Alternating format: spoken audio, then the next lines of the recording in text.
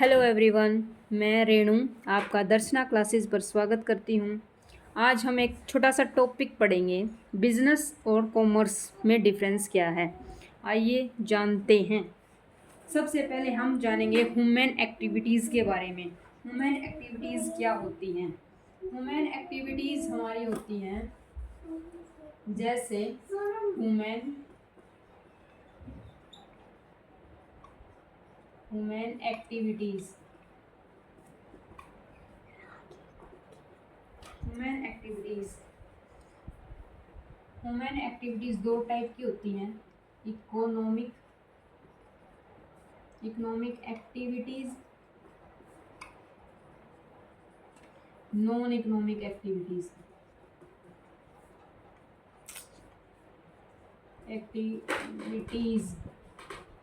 हम बिजनेस और कॉमर्स को समझने से पहले इनका बैकग्राउंड के बारे में थोड़ा सा रीड करेंगे।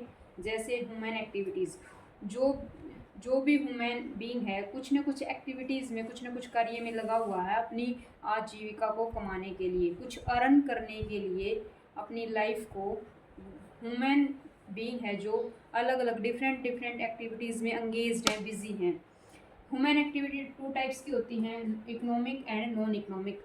अगर कोई भी ह्यूमन बीइंग, कोई भी मनुष्य अगर अपनी आजीविका कमाने के लिए कोई भी कार्य, कोई भी एक्टिविटी प्रॉफिट के लिए करता है, प्रॉफिट के उद्देश्य से करता है, तो वो हमारी होती है इकोनॉमिक एक्टिविटीज़। आपका मेन ऑब्जेक्टिव, मेन उद्देश्य है प्रॉफिट अर्न करना, ये होती है हमारी इकोनॉमिक एक्टिविटीज़। आप पैसे से रिलेटेड, अगर आपको पैसा मिल रहा है तो आप काम करोगे, अदरवाइज आप छोड़ दोगे।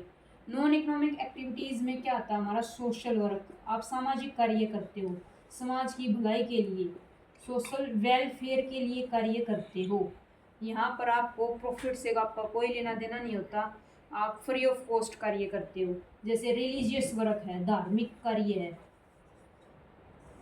जैसे ट्रस्ट वगैरह चलाते हैं अनाथ बच्चों के लिए, ये सारी।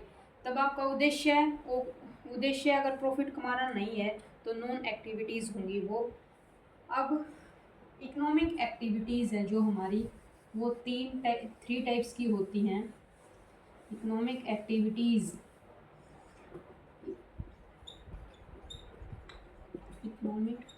एक्टिविटीज़ ये थ्री टाइप्स की होती हैं। सबसे पहले होती है business, profession, then employment. Business की अगर हम बात करें तो बिजनेस का मेन ऑब्जेक्टिव, मेन गोल क्या होता है? प्रॉफिट अर्न करना। एक तरफ से प्रॉफिट मोटिव बोल देते हैं इसको, यानी कि आप बिजनेस कर रहे हो सिर्फ और सिर्फ पैसा कमाने के उद्देश्य से, आप लाभ के उद्देश्य से ही प्रॉफिट बिजनेस को चला रहे हो।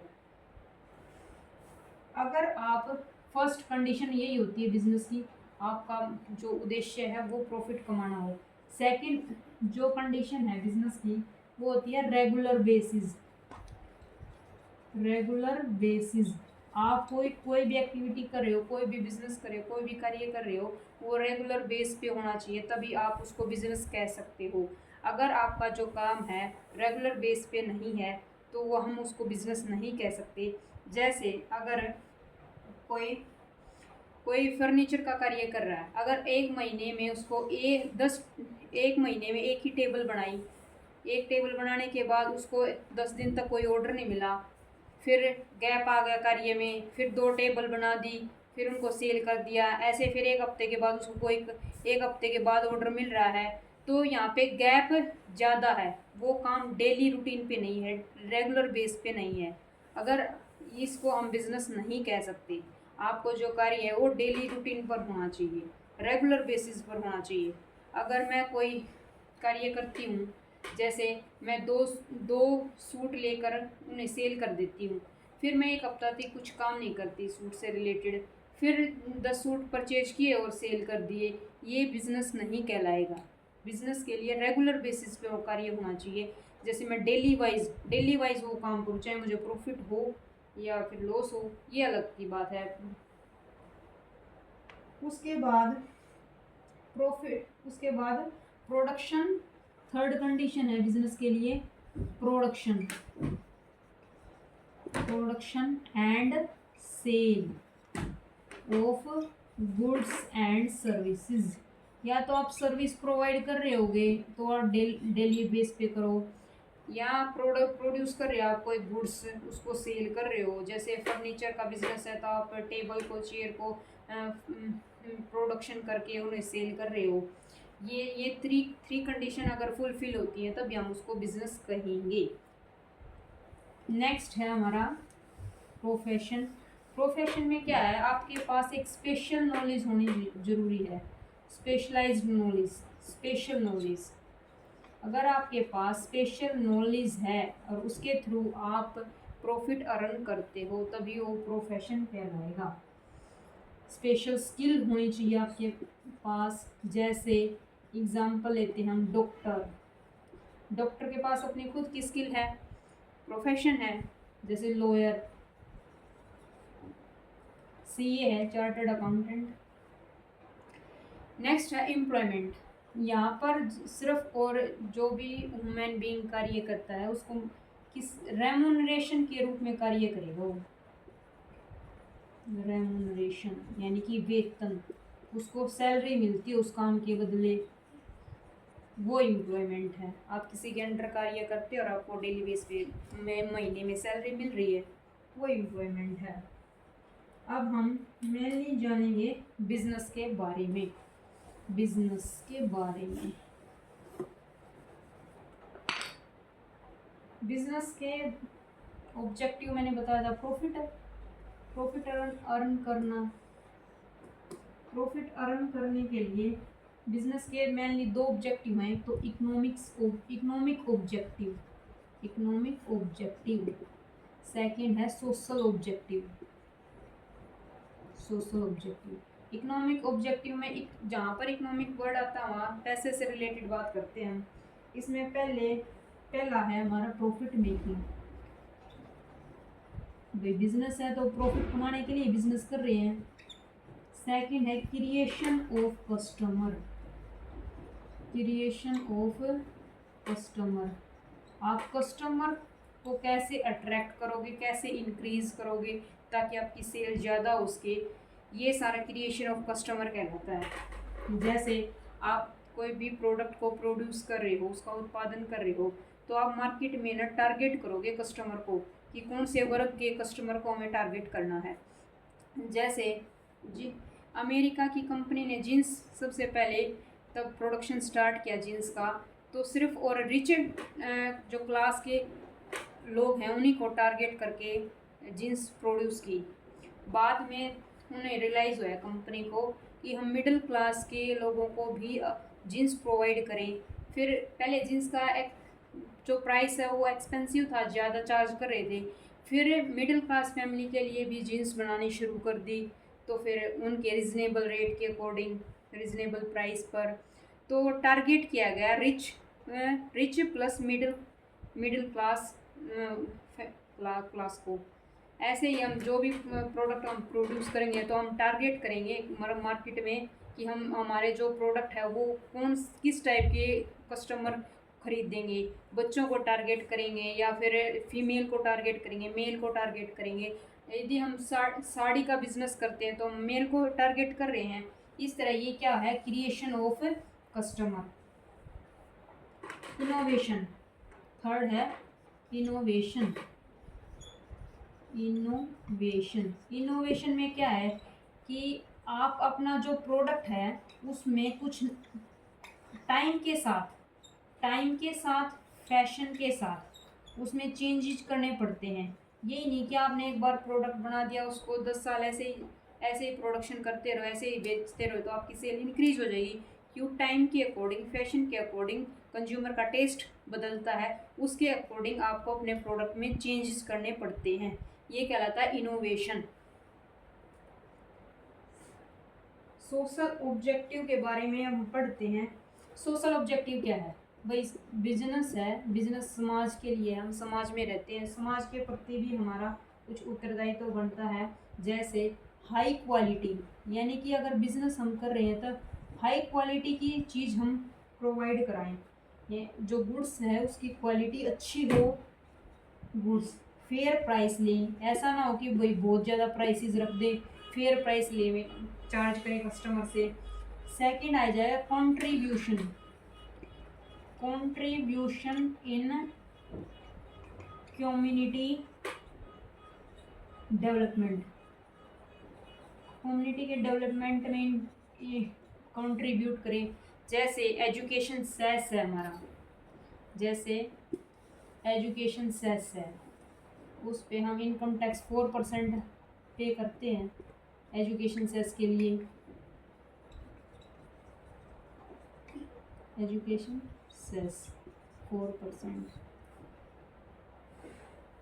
नेक्स्ट है फेयर रिटर्न्स टू इन्वेस्टर, जो हमारे इन्वेस्टर हैं उसको फेयर रिटर्न दे, मतलब जैसे डिविडेंड दे रहे हैं या फिर हम डिवेंचर पे इंटरेस्ट पे करते हैं तो वो फेयर हों। नेक्स्ट है प्रोवाइडिंग एम्प्लॉयमेंट, हम अगर बिजनेस कर रहे हैं तो हमें एम्प्लॉय की रिक्वायरमेंट होगी, तो हम एक तरह से समाज को बेरोजगारी की हालत से बचाते हैं रोजगार उन्हें देकर। नेक्स्ट है अब हम पढ़ेंगे हमारा जो मेन टॉपिक था आज का, उस पे हमने एक बैकग्राउंड सीखा है। किसी भी चीज़ को जानने से पहले उसके बैकग्राउंड के बारे में जान लेना चाहिए ताकि चीज़ें हमें लंबे समय तक याद रहें। अब आते हैं हम बिजनेस एक्टिविटीज़, बिजनेस एक्टिविटीज़ में दो टाइप आ जाती है हमारी, इंडस्ट्री एंड कॉमर्स। देखिए अब यहाँ पर बिजनेस का सबसेट है कॉमर्स, बिजनेस का पार्ट है कॉमर्स, और बच्चे क्या सोचते हैं कि हम कॉमर्स फैकल्टी के अंदर बिजनेस को पढ़ते हैं। ये गलत कॉन्सेप्ट है। सही कॉन्सेप्ट क्या है कि कॉमर्स सबसेट है किसका, बिजनेस का पार्ट है कॉमर्स। अब एग्जांपल के थ्रू और अच्छे से समझेंगे। जैसे इंडस्ट्री है, पहले इंडस्ट्री को समझते हैं। इंडस्ट्री हमारी होती है 3 टाइप्स की, प्राइमरी इंडस्ट्री, देन होती है हमारी सेकेंडरी, और थर्ड है टर्सरी इंडस्ट्री।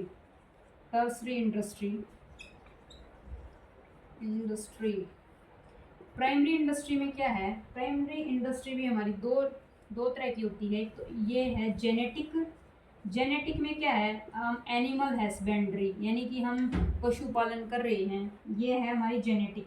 पोल्ट्री है, जैसे फार्मिंग है, प्लांटेशन है, ये हमारी होती है जेनेटिक इंडस्ट्री।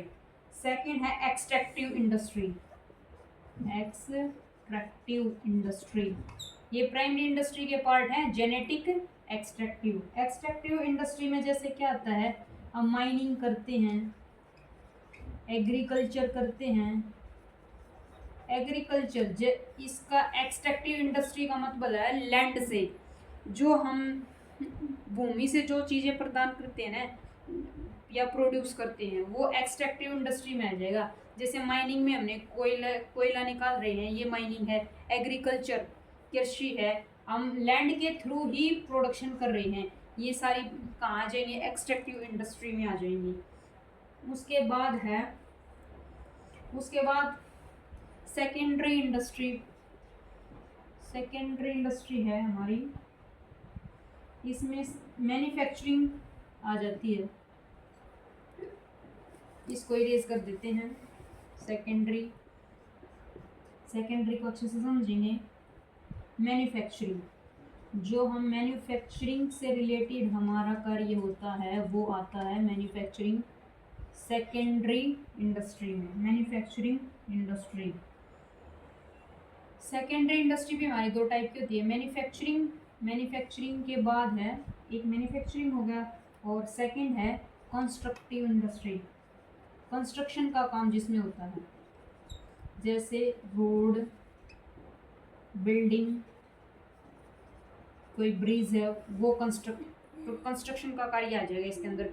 मैन्युफैक्चरिंग में क्या आएगा कि हम कोई भी प्रोसेस करके, जैसे शुगर बनाते हैं हम शुगर केन से, जैसे सीमेंट बनाते हैं स्टोन से, टेक्सटाइल का काम आ जाएगा, मैन्युफैक्चरिंग में आ जाएगा ये। अब रहती है हमारी सेकेंडरी इंडस्ट्री, को मैंने एक्सप्लेन कर दिया है। सेकेंडरी इंडस्ट्री 2 टाइप्स की होती है, मैन्युफैक्चरिंग एंड कंस्ट्रक्टिव।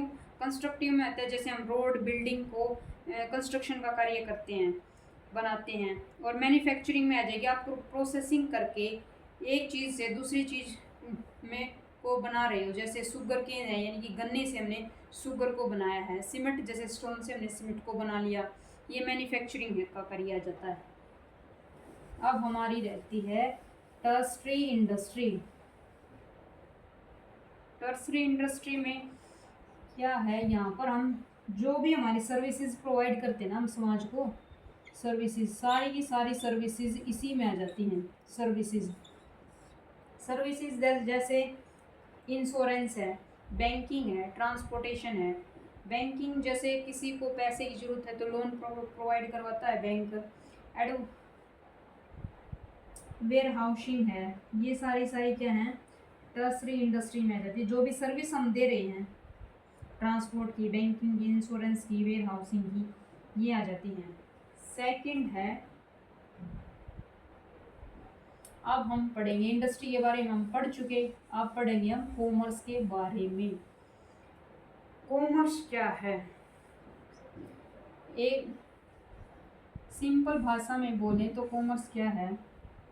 कॉमर्स है जिस स्थान पर हमने प्रोडक्शन किया, गुड्स एंड सर्विसेज को जहाँ से प्रोड्यूस किया, प्रोडक्शन के स्थान से लेकर कंजप्शन के स्थान तक जो गुड्स और सर्विसेज को पहुँचाया जाता है, वो सारी की सारी एक्टिविटीज़ आ जाती हैं कॉमर्स के अंदर।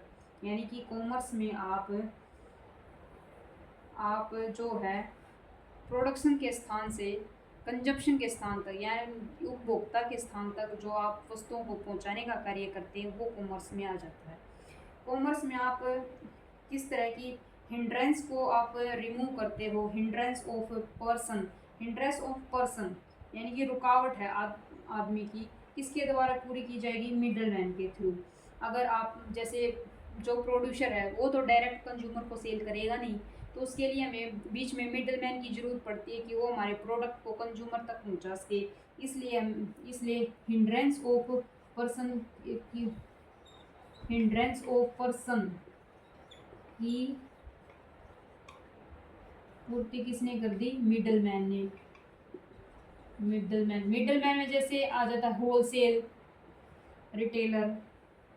ऐसे ही हिंड्रेंस ऑफ प्लेस की, जैसे जहाँ पर हमने फैक्ट्री लगाई है, स्टार्टअप किया अपना, वहाँ प्रोडक्शन कर रहे हैं। ऐसा तो है नहीं कि डायरेक्ट कस्टमर वहीं पहुँच जाएंगे, वहीं से खरीद लेंगे।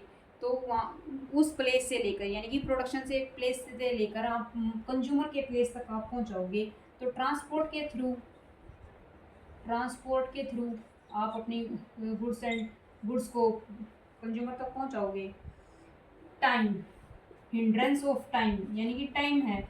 अगर यह ऐसा तो है नहीं आज हमने प्रोडक्शन किया और कल कस्टमर तक पहुंच जाएगा, उसमें टाइम कंज्यूमिंग लगेगा, तो टाइम लगेगा ना सेल में। ऐसा तो है नहीं आज ही प्रोडक्शन किया आज ही सेल होगी। उसके बीच में हमारा जो प्रोडक्ट है वो डैमेज ना हो, इससे बचने के लिए हमें वेयर हाउस की ज़रूरत पड़ी। तो टाइम की हिंड्रेंस को किसने पूरा किया, वेयर हाउस ने स्टोर कर लिया, ताकि हमारा माल खराब ना हो, डैमेज ना हो। फिर है हिंड्रेंस ऑफ फाइनेंस। अब इतनी लार्ज अमाउंट में हम प्रोडक्शन कर रहे हैं, इतना पैसा एक टाइम पर इतना पैसा किसी के पास अवेलेबल नहीं होता, इसलिए हमें कुछ पैसा अपने पास से लगाकर बिजनेस में लोन वगैरह ले लेते हैं बैंक से, फाइनेंस की कमी को दूर करने के लिए। तो हमारी हिंड्रेंस ऑफ फाइनेंस को कौन दूर करेगा, बैंक। और फिर है hindrance of information in exchange of commodity. इसको कौन करेगा, इंफॉर्मेशन कौन देगा, हिंड्रेंस ऑफ इंफॉर्मेशन।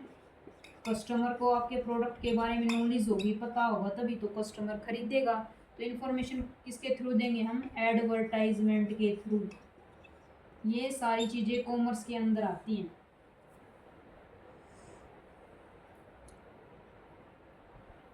आज के लिए इतना ही। नेक्स्ट वीडियो में कोई अच्छा सा टॉपिक लेकर आएंगे, तब तक के लिए आप खुश रहें। Thanks for watching my video.